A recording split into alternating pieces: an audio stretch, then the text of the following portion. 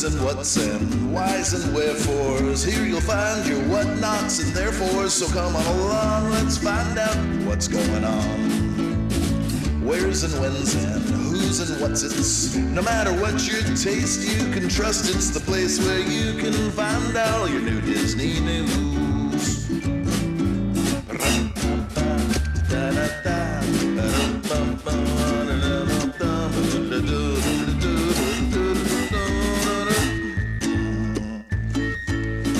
Where's and when's and who's and what's it's. No matter what you taste, you can trust it's the place where you can find all your new Disney news. Welcome to the current events episode of the Sweep Spot podcast as of March 3rd, 2023. So glad to have you joining us. We update you on what's new at the Disneyland Resort every couple of weeks. And then the other weeks we have episodes on a topical subject, often about Disneyland history. So make us your weekly habit. That's right. Ken and I are both former Disneyland Custodial cast members, and we talk about Disneyland. We also authors of the books Cleaning the Kingdom. We say this every episode, so you can get them wherever you can find books. We also have just a few copies left on our website that are signed, and actually only have a few of the audiobooks that come on USB drives. So if that's something you've been wanting to do and maybe putting it off, now is the time, because we're not going to reproduce those, but you can still listen to the audiobooks. You can purchase them through like Audible or iTunes, where you get audiobooks. And Ken narrated the books. But don't let that stop you. Yes, they're still good. And if you do want to get the ones through our website, those are really, really nice. Those drives are very cute. Lynn did a good job in finding that and putting that together. So do it. Yes. Also, if you want to help support the show and be a part of what we're doing here, we'd really appreciate it. And you get some neat things that come along with that. You can join our Patreon, and for $5 or more a month, you can get one bonus episode per month. Just Ken and I doing talking Disneyland, and some stories you won't hear anywhere. In fact, the last bonus episode we did, Ken talked about his trip to Disneyland. Yes, Ken was at Disneyland. So yes, you can only hear that if you join the Patreon. And if you join now, and maybe that was something you were wanting to hear, I will email you that episode. So if you join in the next week or two, I'll know that you were wanting to hear Ken's trip report. It was really good. And I'll email you that. Family of four. Wife using a wheelchair, 2 teenagers. So if that's something you want to hear how it was for us, family hadn't taken a visit to the park together in quite a while. So yeah. Yes. So to join, you can go to patreon.com and search the Sweep Spot, or you can go to thesweepspot.com, where you can get our books we mentioned and also sign up for our Patreon. All right. I think we need to get right into it. But before we do that, you're going to hear from our friends at Concierge. Plan your next getaway vacation to a Disney destination by contacting our friends at Concierge, our magical travel and vacation planning partners. Whether you're going to Walt Disney World, Disneyland, a Disney cruise, Disney's Aulani in Hawaii, or Adventures by Disney, contact the people who specialize in Disney. Want to visit Universal? Concierge can help you with that too. It's not going to add any cost to your vacation. Go to concierge.com, that is CONCIEARS.com, like concierge and mouse ears, because they are your travel concierge to Disney, with you every step of the way. They can get you reservations, update you on changes, conditions, and take away the stress of planning a vacation. Let them do the heavy lifting.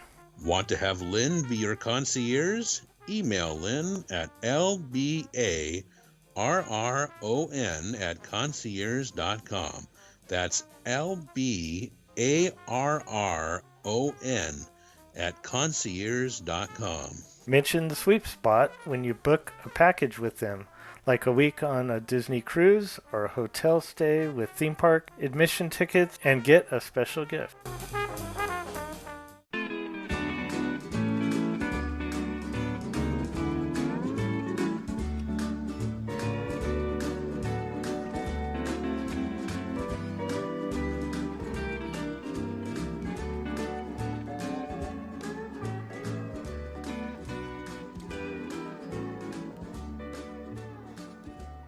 Now we're going to have the current events. Ken, what is going on?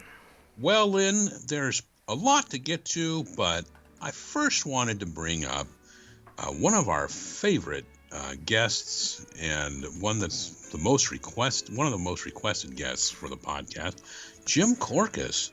Now, Jim, we'd love to have Jim back on again soon, but Jim is currently recuperating. He's had some significant surgeries, and as of this recording, he's doing well, but he's recuperating. And, these are not going to be cheap surgeries. So, you hear us talking with Jim, you hear us recommending his books. Really, truly, you want to help Jim out, you want to help him pay his bills. I would go to Amazon. We'll put a link in the show notes. Yeah. But, you can find his books on Amazon. Jim Korkis. That's Korkis. Jim Korkis. He's got a lot of great books there. And even if you have some, order some for your friends. I mean, some of these books make some really great gifts. And so I highly recommend that. You get something out of it. Jim gets something out of it. And I just cannot recommend his book strongly enough. If you're into Disneyland history and Disney history, and clearly you are if you listen to this podcast, you really should get Jim's books. Yeah, we wanted to mention that because, obviously Jim has received through third parties and different people, that a lot of people have been praying for him, sending him good thoughts and thinking of him.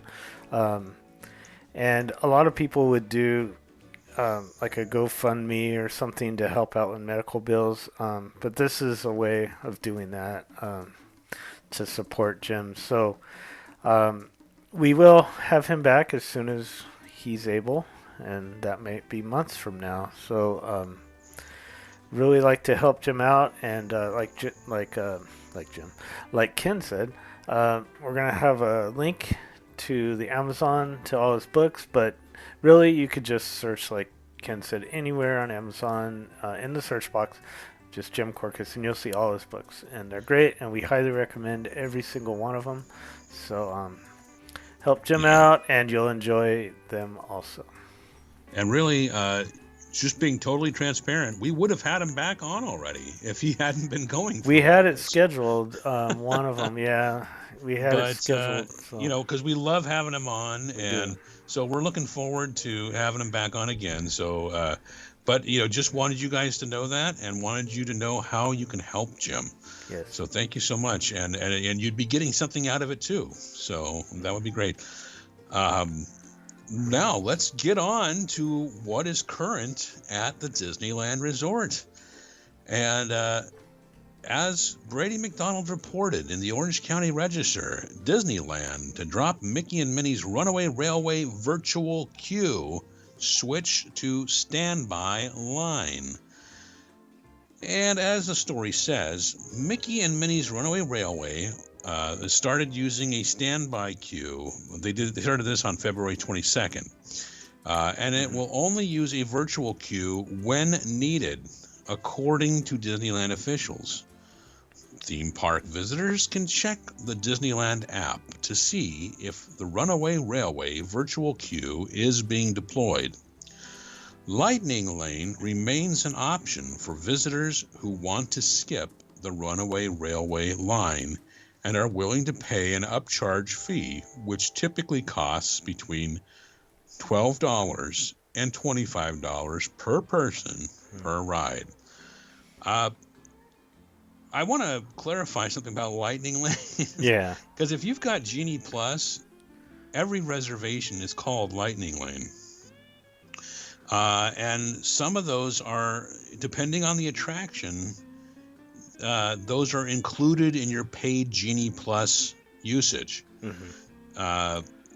There's certain attractions like Runaway Railway, which you would pay with, extra for. It's not included in the. But I want to make that clear because the register keeps using Lightning Lane only in terms of those paid upgrades, and it's the Disney's app calls it Lightning Lane even if you're not paying, right?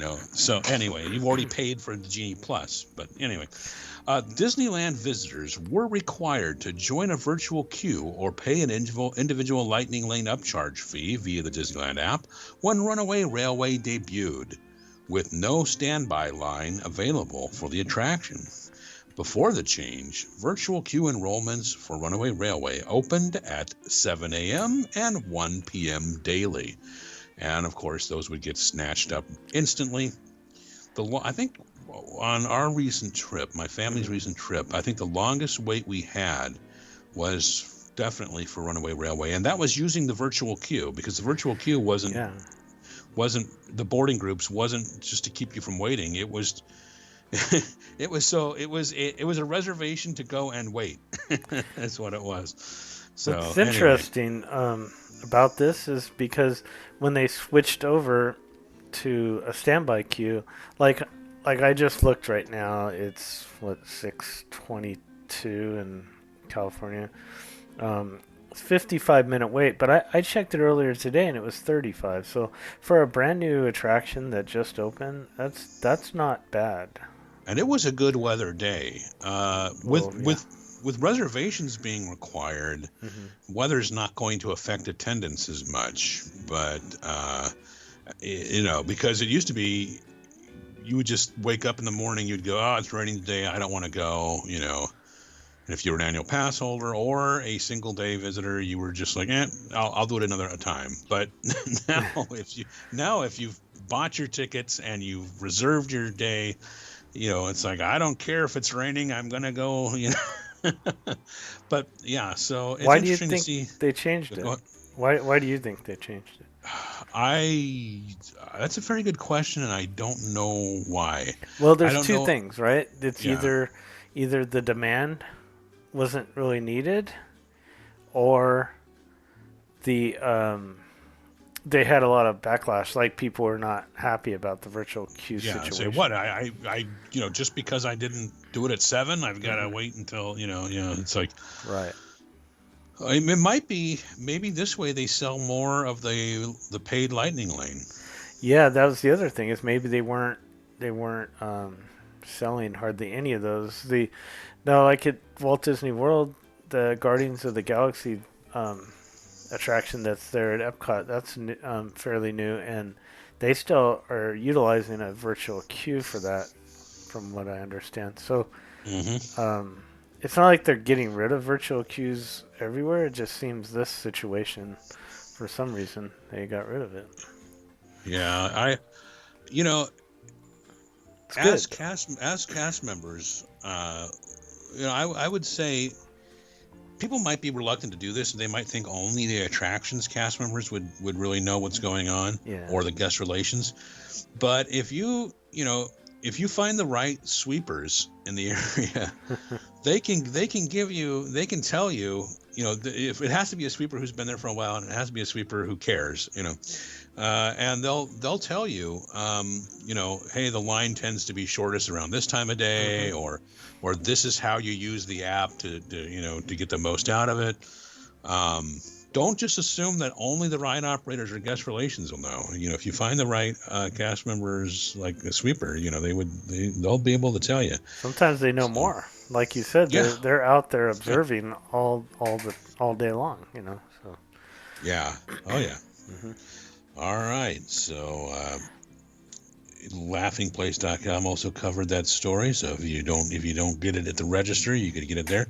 But micechat.com has a complete guide to Mickey and Minnie's Runaway Railway at Disneyland, and because of course they also have that Walt Disney World, but they have the complete guide for the one at Disneyland by Dusty Sage. So if you want to get the scoop on it, and I personally think the attraction's enjoyable. I think it could have been done, except for there's a couple of moments where it would need the technology that they have in there. But other than that, it could have been done as a more traditional Fantasyland style dark ride. It really could have. Right. It didn't, where it would take up a lot less space. But that's just me. I'm not saying they shouldn't have done it. I'm just that's just my opinion about it. Maybe that technology will be used for some other things going forward that'll be kind of like, I kind of equate it to like Magic Journeys, the 3D movie. Oh, right. It's like, okay, this is interesting technology, but later on they were doing Honey, I Shrunk the Audience and the Muppet Vision, and it's like, what are the other things you can do with this technology? So yeah. It's the little details that matter. And in the Orange County Register, they had a story about a little feature that a lot of people didn't even know about, but I really liked it. It was Disneyland brings back scary witch in a cage that horrified generations of children. That's an interesting headline. The fan favorite Witch in the Cage, as she was known, serves as the centerpiece of the new Disney 100 exhibit celebrating the influence of Disney animation on Disneyland, now on display in the theater lobby of Great Moments with Mr. Lincoln. The old hag first debuted in the 1970s in a jewelry shop on Main Street, USA. An employee behind the counter triggered the animated witch with a push of a button whenever anyone got too close or dared to touch the lock on the cage. The old hag would bang on the glass window inside the cage, rattle her chains, scream wildly, and cackle madly while her eyes glowed an eerie yellow. I remember her. She would say things like, let me out, I'll turn water into gasoline, and I don't remember this. I don't know why. You don't remember that? No. This is great. It was a nice little detail, kind of like, discovering that she's looking as the evil queen, that she's looking from above the Snow White attraction. Anyway, the Witch in the Cage was moved in the 1990s to the Villains Shop in Fantasyland, which today houses Merlin's Marvelous Miscellany Shop. The animated old hag was, quote-unquote, lost to time in the early 2000s until she was found 2 decades later when an Imagineer and another fellow Imagineer, Kim Irvine, discovered her in a Disneyland warehouse and had the Robo-Sorceress refurbished to working order. It's kind of like Shrunken Ned in the Bazaar. Yeah, it's one of those little details that, you just happen upon. But in her case, I would imagine it did. Little kids might be afraid, Yeah. She's not full sized, She's, if I recall correctly, she's kind of, like half sized or whatever. I don't know. Well, I hope when the exhibit's done that they put her in a shop somewhere or something. Yeah, I mean, we're lucky that she wasn't auctioned off. Yeah. Yeah. No, yeah. Well, here's something from micechat.com. New views. Disneyland Hotel new Vacation Club villas opening soon, and Dusty Sage reports on that. And as he says, We've been, and I know you've been waiting for this, Lynn, these Disney Vacation Club villas, We've been following the construction of a brand new tower at the Disneyland Hotel for years, with only a couple of official concept paintings shared by Disney. Well, it's finally time to get a glimpse inside. The villas will begin booking on March 17th. So get ready, Lynn, okay? All right. For a September 2023 grand opening, we've got some great new concept art, construction images, and booking information to share with you below. Laughingplace.com also covered it. As they point out, in the new tower, guests will find a duo studio themed to the animated classic The Jungle Book, and deluxe studios, which will sleep up to 4 guests, will be themed to Sleeping Beauty and the Princess and the Frog. 1 and 2 bedroom villas will also be available, sleeping up to 5 and 9 guests respectively, and sporting themes inspired by Fantasia and Princess and the Frog. These villas include a washer and dryer, a living area, and a full-size kitchen. And to really take your vacation to the next level, you can book a 3-bedroom grand villa, which sleeps up to 12 guests. Up the spiral staircase, guests will find 2 bedrooms with in-suite bathrooms, inspired by Frozen and Moana, as well as a full washer and dryer on the 2nd floor. Wow. You're expected to do your own laundry? Come on now. That sounds really nice. Well, I'm sure you'll be booking as soon as you can, right? Yeah. Yeah. I mean, I wish. It's not swanky enough for you? No. All right.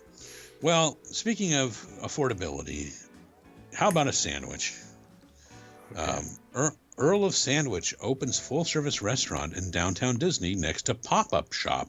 Because, you might be thinking, wait, didn't Earl of Sandwich already open? Yeah, well, that's the Pop-Up Shop. Now the full-service restaurant is opening, and the Orange County Register reported on it, of course, Brady McDonald. The popular Earl of Sandwich has come and gone several times in downtown Disney and is testing out a new full-service sit-down restaurant concept next door to a temporary pop-up sandwich shop at the outdoor shopping mall. The Earl of Sandwich Tavern fast casual table service restaurant officially opened on Tuesday, February 28th in downtown Disney next to the temporary Earl of Sandwich grab-and-go shop. The Earl of Sandwich Tavern offers breakfast, lunch, and dinner with alfresco seating on the patio and a full indoor cocktail bar.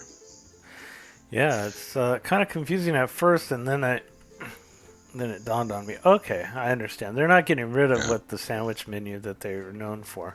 This is an addition to that, and it's more of a little different of a menu. I've looked at it than what they're known for sure. Yep. And now, have you guys seen the?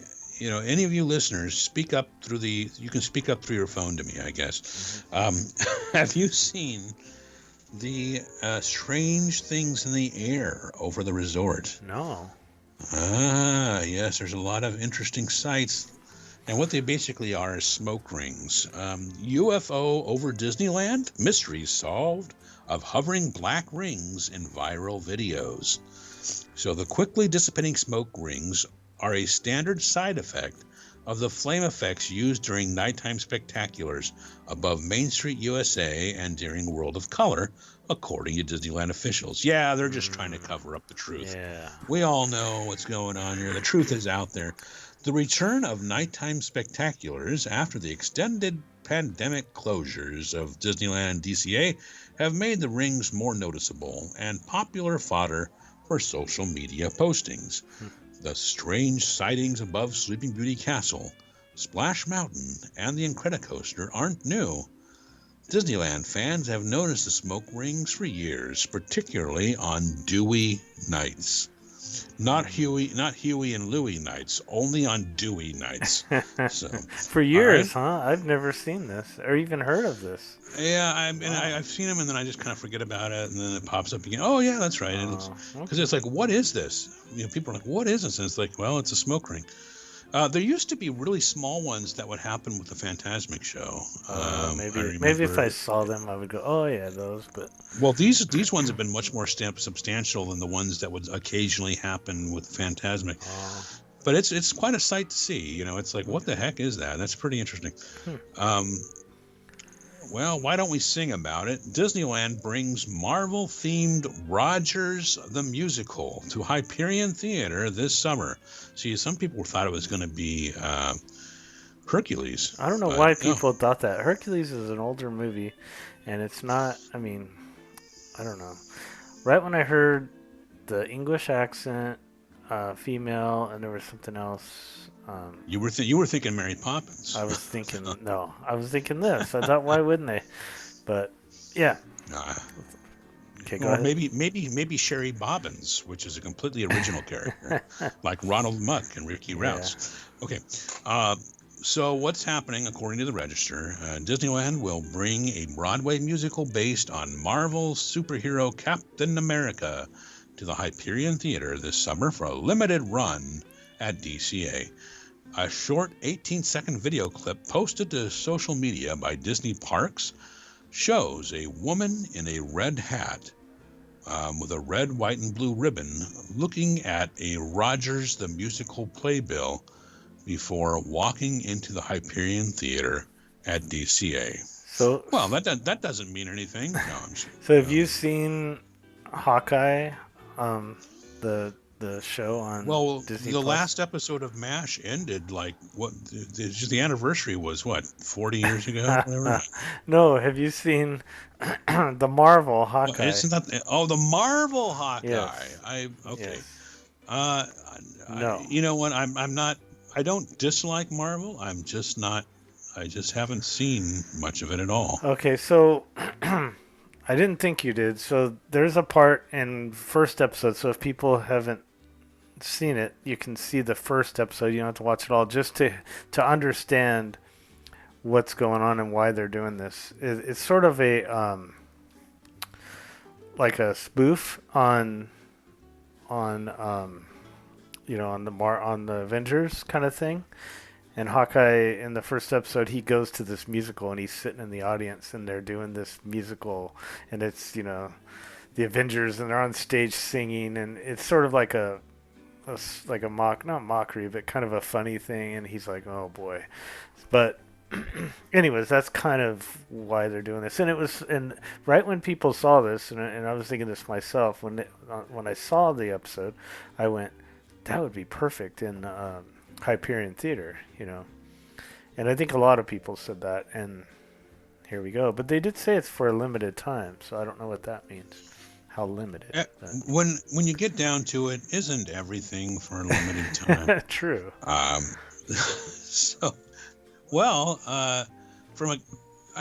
You and I both know from working there that the more that the theater's been empty. So but the more that's going on, the more there is for us, the more shows means you need more people on the events crew. Mm-hmm.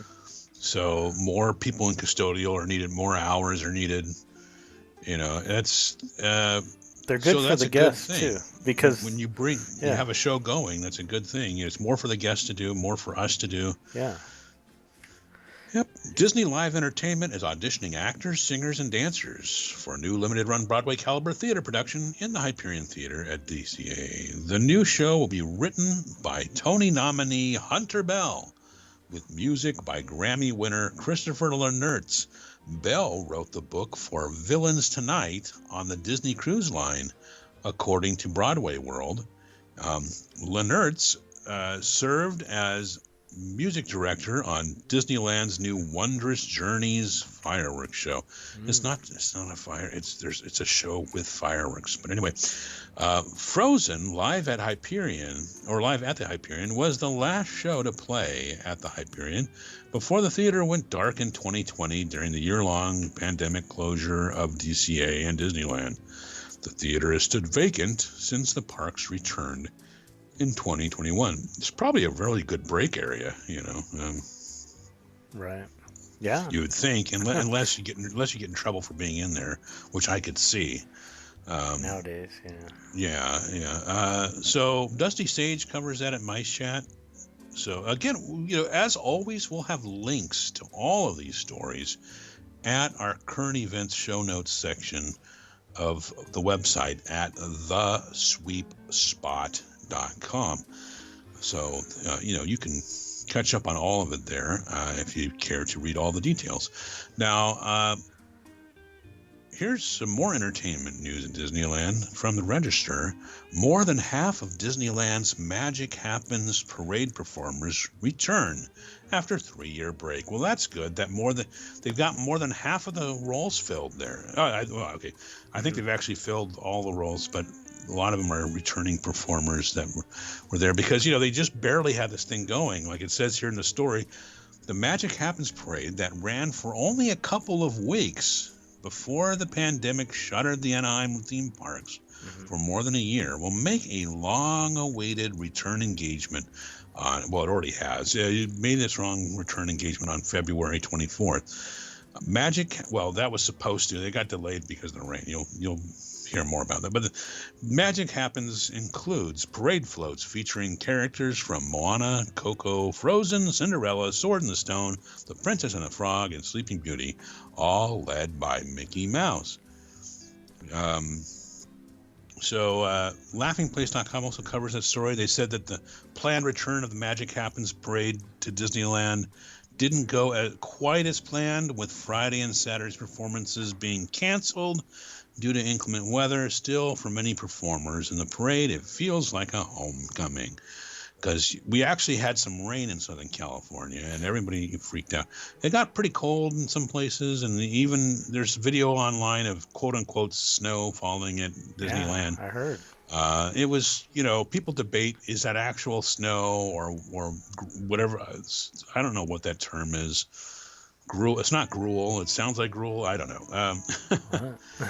But sleets or, hail, whatever. But it was unusual, whatever it was. Yeah. It was unusual, and people liked it. But MiceChat.com does have Disneyland's Magic Happens Parade Returns Essential Guide.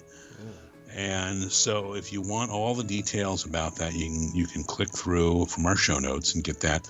Now, here's something that the Register reported. Now, imagine, they report on absolutely everything. New drinking fountain at Disney.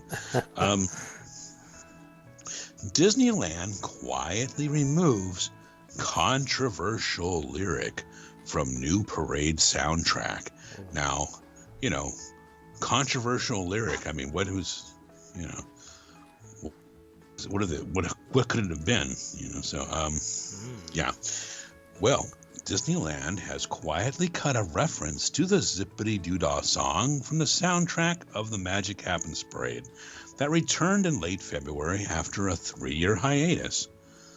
The Zippity Doodah line near the finale of the parade was replaced with Think of the Happiest Things from the song You Can Fly in the 1953 Disney animated film Peter Pan, because there's nothing at all controversial or stereotypical about that movie.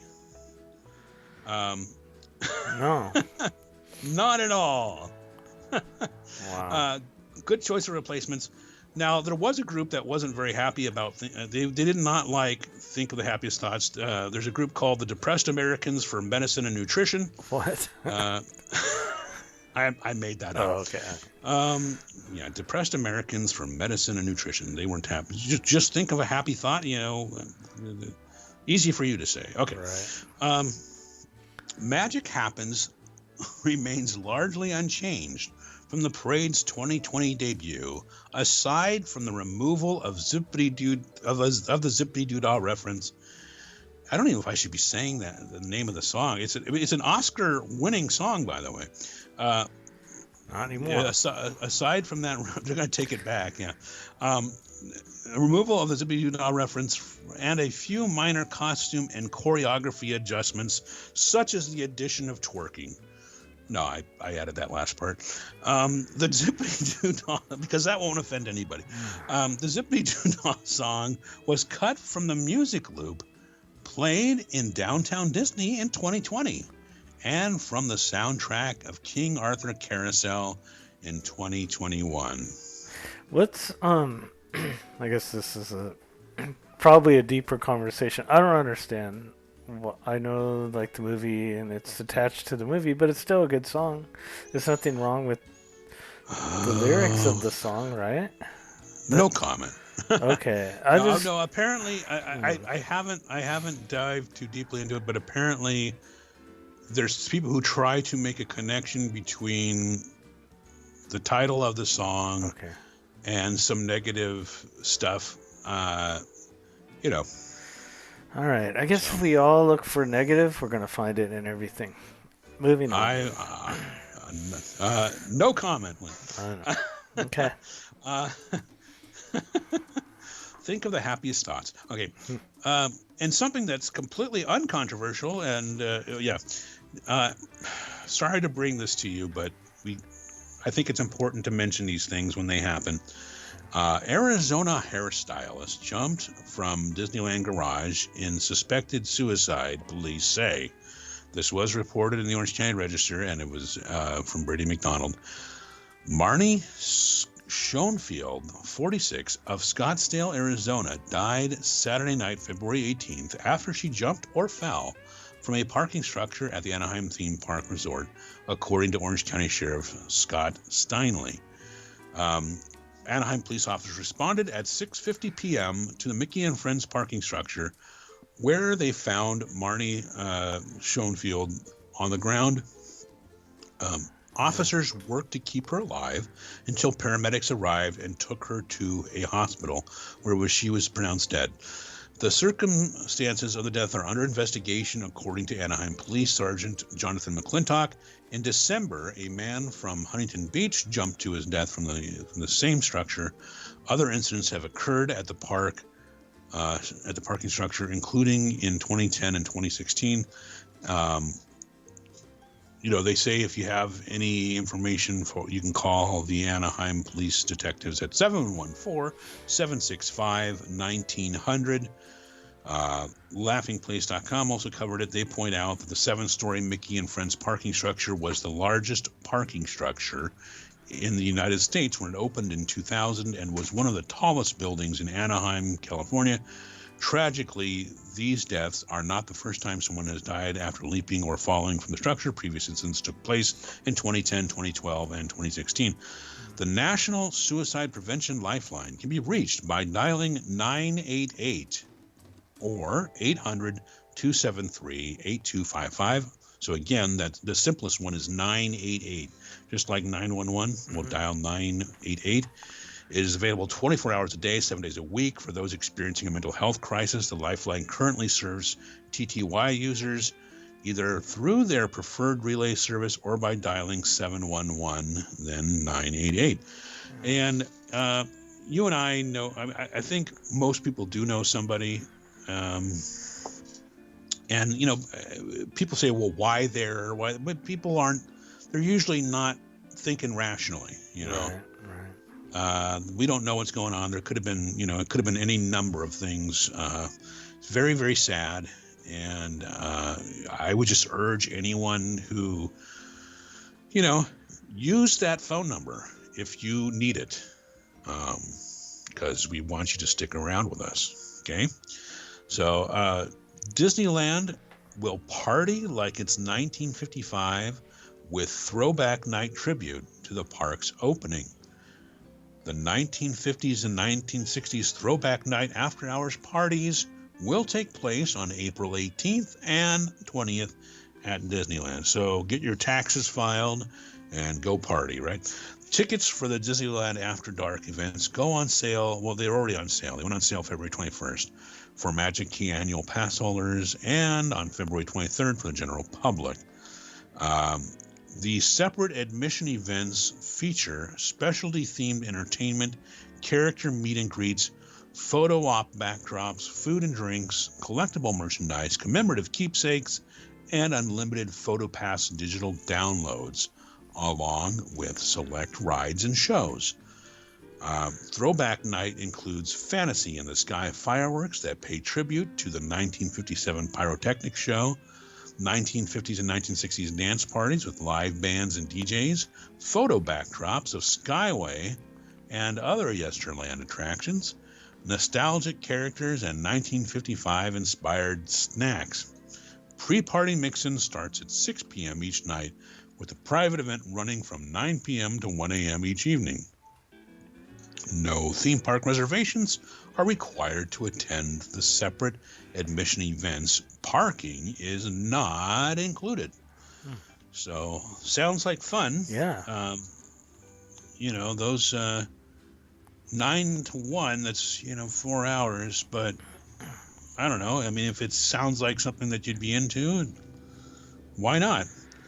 And, it's almost enough to jump into a helicopter and go over there right now. So, Disneyland, the official Disney Parks blog covered it, and they say Disneyland After Dark brings 2 more themed nights to Disneyland Resort this spring, and they have, they're including the Star Wars night, which they're doing that May 2nd, 4th, May the 4th, 8th and 11th at Disneyland Park. So,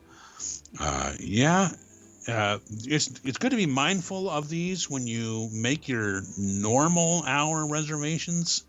It's like, they're going to close the park early. Yeah, that is something to remember. Yeah. And the Disney 100 medallions at the Disneyland Resort now interact with Magic Band Plus. So laughingplace.com reported that guests will be able to use their Magic Band Plus to interact with select Disney 100 medallions around the resort, as well as the Platinum Mickey Mouse statue in downtown Disney. Guests should keep an eye out for signs next to the Disney 100 decor to see if they can activate it with Magic Band Plus. So there's slowly but surely they're doing things that, might prompt people to actually buy a Magic Band. I'm waiting until you can purchase things with it, get into your hotel room with it. Your Disney Vacation Club villa. Yeah. Yeah. Well, I just, yeah. I'd like to try one out, but I don't see the value yet. But this sounds fun. Again, it's one of those things where you could find a sweeper and you can go, hey, where are these things? And they can point them out to you. Yeah. Uh-huh. They'll tell you what to do, how to activate it, and stuff like that. Mice Chat reported on Delectable Delights, DCA Food and Wine Festival Guide for 2023. So they've got all the information for that. As usual, they had a couple of Disneyland updates. Dusty Sage had both of them. One was on February 20th called Dropped Off, Burned Out, and Forgotten. As he says, big crowds return to Disneyland this week, along with super high ticket prices and less than perfect show conditions. We'll take a look at the crowds, prices, construction, maintenance issues, and everything new going on. Of course, he continues with, I would like to preface this article with a reminder. While I'm pointing out some issues, big and small, there's actually quite a bit of progress at the resort, the resort has made lately as well. I enjoyed my visit this week, but I also have a pass and don't have the same pressures or expenses that an occasional tourist has. It's important for us to not only look at the good stuff, but make sure the issues are being addressed for the betterment of the resort and the enjoyment of all guests. Yes, that means there's a bit of ranting below. But as my 100-year-old grandmother reminds me every time she complains that I'm getting too fat, it comes from a place of love. and his February 27th update was Magic finally happened, and so he talks about the return of the Magic Happens parade. So, Great. yep. Lynn, do you have any renovation news? I do. All right. Indiana Jones Adventure. No return date yet. That's been a usual thing here. The Mint Julep Bar French Market is down, closed, but you can still get your beignets over at drawing a blank. What's the restaurant right next to Pirates? The clam chowder. Anyways. Yeah, I know what you're talking about, Yeah. but I'm, yeah. Yeah, so over there. It's not Cafe Orleans. You're No, talking about, I know. you're talking about the walk-up window. Yeah, right? I can't think of it at the moment. I know everyone's screaming. Yeah. But it's over there. So, and then Adventureland Treehouse, no return date yet. Grizzly River Run returns March 17th. Silly Symphony Swings, no return date yet. They are down. Mark Twain Riverboat will be closed March 6th until March 10th, so just for a few days. The monorail will be down March 20th to the 24th. So that one's also boy. just a few days there. Here's a newer one. Big Thunder Mountain will be closed April 3rd and reopens on April 14th. So what, about 2 weeks there? Oh boy. Yeah. Dumbo will be down just for one day, April 10th. Huh. We'll be back on the 11th. And that's all I had, but I wanted to mention something. Okay. Disneyland Resort is doing some deals right now, and you can save up to 15% off on any of the Disneyland Resort hotels if you book between Sunday and Thursday, between March 12th and June 5th. So Sundays through Thursdays, March 12th to June 5th. And you know who to contact for those. Yes. Yeah. Go to concierge. That's right. We do these every 2 weeks. These updates on what's current at the resorts, and then the other weeks we do topical episodes that often deal with history. So tell your friends about us. Tell them where they can find us. Subscribe to us. Subscribe to us on YouTube. Anywhere that you can find us, subscribe to us. And tell your friends that we're here. Check out our website, thesweepspot.com, for all the information about the show and the books and everything else, all of the nice the shirts that you can get and everything else. That's right. Great. Well, hope you enjoyed the current events we brought to you, and we'll be talking to you next week for our main topic.